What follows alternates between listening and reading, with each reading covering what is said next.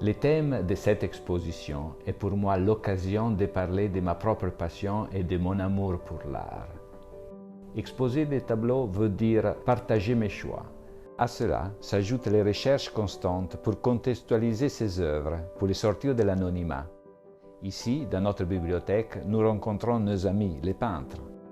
De l'amour qui triomphe de tout, Omnia vincit amor, du poète Virgile, à l'allégorie des promesses nuptiales de la culture vénitienne du XVIe siècle, ou la découverte de l'érotisme, nos compositions parcourent tout un répertoire de situations amoureuses les plus variées.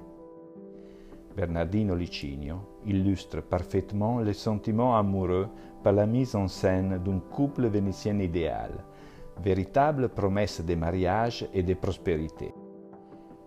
L'idylle naissante d'un pêcheur et d'une jeune femme est traitée avec piquant, comme le suggère la présence de piment au premier plan de l'un des deux pendants du maestro S.B., peintre documenté entre les 1635 et 1655.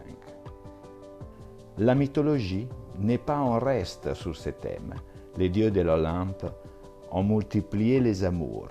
La déesse de l'amour Vénus, avec l'aide de ses deux enfants, les Cupidons Eros et Anteros, qui décochent leurs flèches toujours au moment le plus inattendu, est entourée d'une myriade de petits amours qui sont autant de symboles de prospérité de la composition du Vénitien Giulio Carpioni. Sélénée, la déesse de la lune, ne se lasse pas d'admirer nuitement Endymion, qui, grâce à l'aide de Zeus, s'est endormi éternellement pour préserver sa jeunesse et sa beauté. Au contraire, Pan, divinité de la nature, voit sous ses yeux la nymphe Syrinx se transformer en roseau pour lui échapper, une métamorphose tirée d'Ovide, décrite par les peintres Louis d'Origny.